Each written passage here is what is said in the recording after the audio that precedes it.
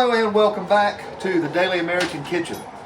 We're finally going to get on another piece of this feral hog. This is not a ham this time. This is a hog roast is what I'm going to call it. It's a combination roast. It'll be what you would typically call a pork butt, Boston butt, and we have an audience, and a picnic roast.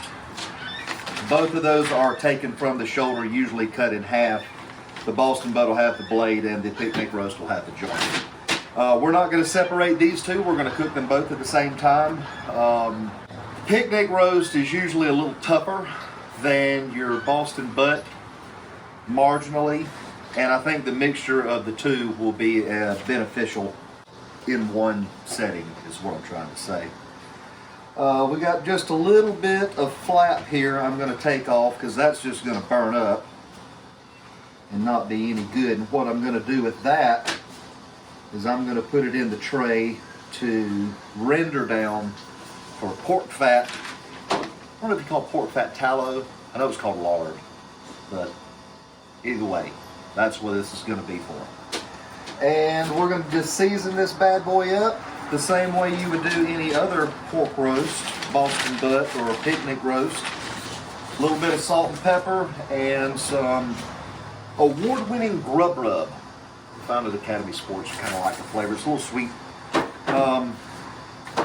And the way I want to cook this guy, this does not have nearly as much fat as, say, a farm-raised hog. But what it does have is connective tissue, collagen, tendons, all that other stuff in there that still needs to be broken down.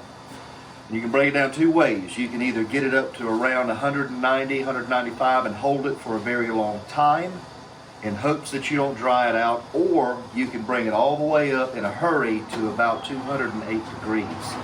Either one of those will do it. But I don't know what's best for a hog because I don't want to lose the moisture that comes with evaporating all of the water out, even though fat gives you a better mouthfeel. So here's what I'm thinking. I'm going to hit this really hard at 250 degrees and go ahead and bring it up to temperature. Then I'm going to put it in a pan and wrap it in foil to kind of circulate the rest of the moisture in there, and then slow down the cook at 200 and hold that for several hours and see how it comes out. I don't really know how it's going to do, but we'll find out together. So let's go ahead and get this seasoned up and get the smoker on. We'll catch up with you in a minute. All right, so we got all the seasoning stuck to it. I think we can handle. And I'm going to lay this. So this is mostly a meat exposed side, except for right here. But right here, we've got a nice little fat cap, if you want to call a little bit of white stuff on a hog fat, and some silver skin and whatnot. I'm going to put this fire side or heat side down to hit that pretty good. Set the bark on it. Leave the meat side up like that. So on the smoker we go. There's our dog food and lard tan. And there we go. And I'm not going to look at that for probably 4 hours. And then we'll catch back up. We'll check on it. Yeah. New glove. Bang. All right. So, it is exactly the 4-hour mark, and it is time to pull this roast out. Give it a look over. Look at how nice that looks there. Mm-hmm. Some nice color on that. All right, so, my pan's not big enough. That'll be fine. We wrap it tight enough, that'll be all right. So, what we're working with on this, let's just go to the middle. It's only gotten up to about 127 degrees over here on the big end.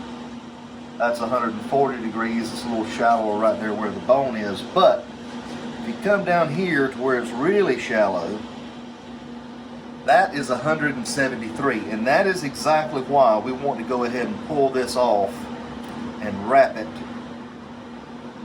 so that we don't lose more moisture than we already have to. You'll see right here it's already starting to pull back off of the bone. This was completely flush and now it's starting to recess.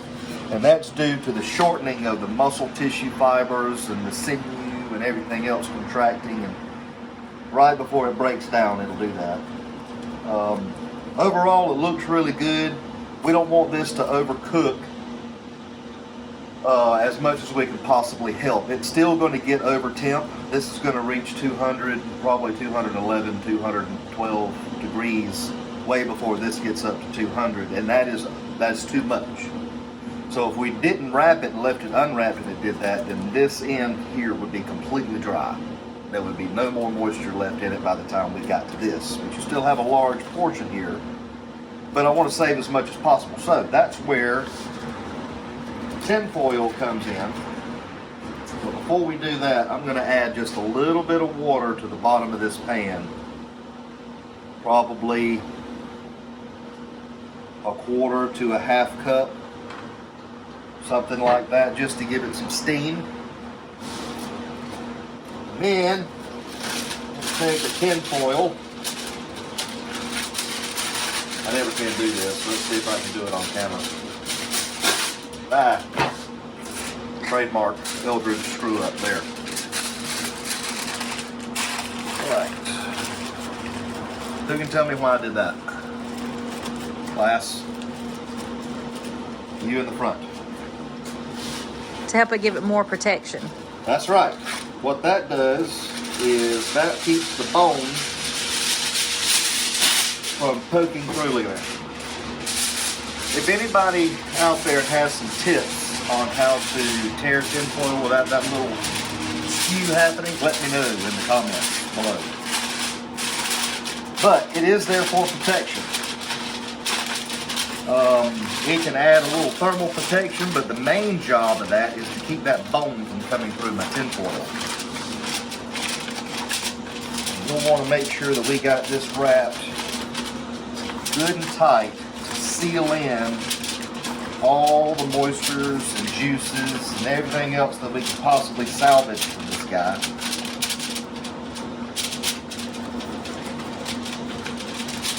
Is this the right thing to do? I don't know.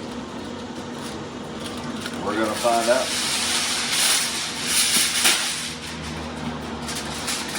That's a lot of things. All right, ladies and gentlemen. That goes back on the smoker, staying at the same 250 degrees until it becomes probe temperature, hopefully around 190, 200 degree temperature mark. Once it goes, probe goes in like butter, which I won't be probing it too much because every time you do that, you create a steam vent. That'll negate the process. So I'm thinking another 4 hours before we check it again. It's 4 o'clock now, so that'll be around 8 p.m. tonight. While we're here,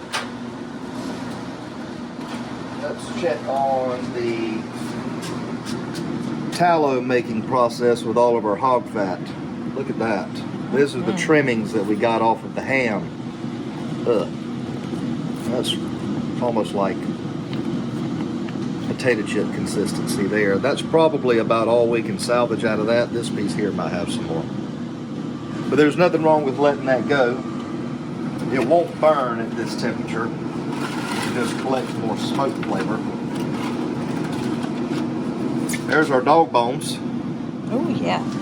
Zeus will love that. Yep, he's gonna dig that. We're gonna separate those down and chop them into smaller bits to give him his dog treats.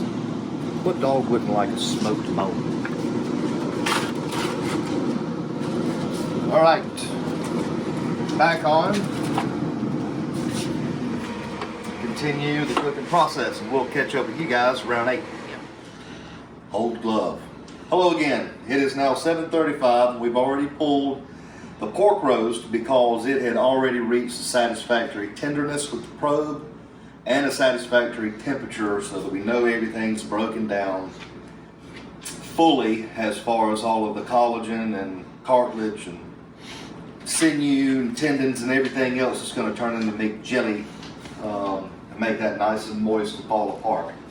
Also, we've got our rendered pork fat here. Little pieces that I'm going to pull out. Show you what that looks like. That was just simply a wad of trimmed fat. Now, if you'll look at that, it almost has the consistency of like a cooked apple or something. It's got a little bit of a skin to it and a little pulp on the inside. That, if you didn't know, is absolutely delicious. Check this out. Pure flavor right there. And also, if you save it, you can have lard for cooking. The rest of it smells divine. It's got some little crunchy giblets in there from the seasoning. And this was our seasoned trim that we took off of our pork roast. Look at that.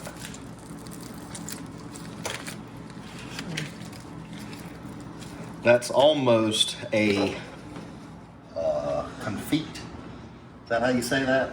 That French boiling stuff in fat. What we're left with is some strainable lard or pig tallow that we can use for several applications. All right, so without further ado, let's see what this pork roast turned out like. Oh, look at there. One of the bones is stuck inside the Came completely out. foil. Check that action. That's a little piece of cartilage meat. Throw that back in there. And the bones we can save for broth if there's anything left in them. Or we can chop them up, give them to our dog. I'd say that's pretty well done. What you reckon? And the texture on the meat doesn't seem to be too dry, and it's stringing right apart, just like a pulled pork. Now you'll notice that the bark is real soft. It's not set, and that's due to it being steamed in the tin foil. But the smoke ring is there, all the essential flavors are there, and once this is all mixed up anyway, you won't notice the missing bark. New glove. There. Now, juice. That is liquid gold right there. All right, and then the rest of this, you can either go through here and hand shred it like I'm doing, or you can get a cleaver and chop it real fine. Either way, that's up to you. Chopping it fine, I find that it takes on a consistency kind of like canned tuna. Which, I mean, it's not terrible, but it's just an observation. How do you think we should do it? Just pull it or chop it? Do it like you're doing it. That's my favorite way. I do too. I like the long strings. Mm-hmm. Maybe give it a rough chop and work through some of the tendon right there. Look at that. Mm-hmm. That way you can find more of those if there's any left in there too. Right. Doing it with a knife, all that would get chopped up into your meat. Now, if you'll notice, this meat's not very oily. It's kind of wet, and it's very tender, but there's no real fat or oil on it. And that's because overall, the hog is a lean meat. Sounds kind of counterintuitive for a pig to be lean, but I guess in comparison to a farm or pen-raised pig, wild pig is extremely lean. God, that looks like some good meat there, doesn't it? Oh yeah. Back in with our pork. Now that it's shredded, every single fiber now is going to be exposed to the juice and the seasonings. if you don't think that is gonna make a difference when you go to make a sandwich out of this, hey, you just wait. Now, also, I mentioned earlier that the meat is kind of, well, it's just not oily. This is the cure-all for that.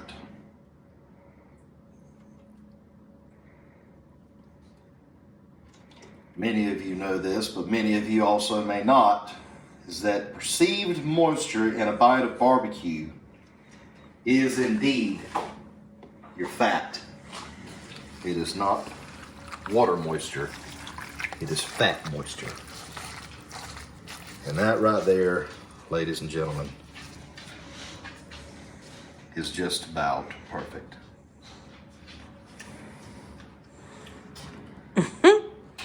Woo! Try that. So good. What'd you think? Good. Is that worth eating? Mm-hmm.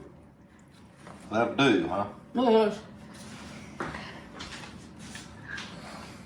Gotta love them. The official taste tester.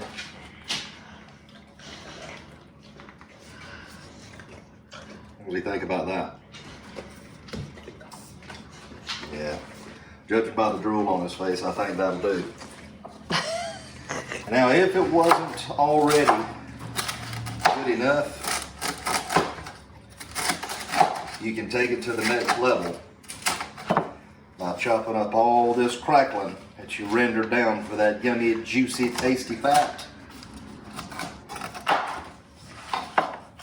And then, mixed in with all your sandwiches, you've got little nuggets of pure flavor mixed in. Let's try one.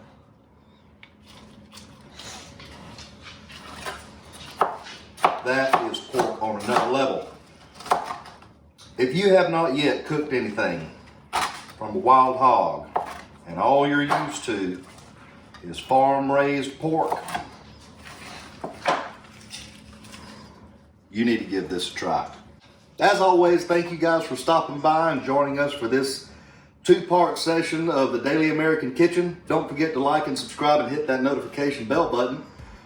If you want to see anything else done in the kitchen or anything else for us to do on the Daily American YouTube channel, please leave it in the comment section below and we'll get back to you. And thanks for stopping by. Peace.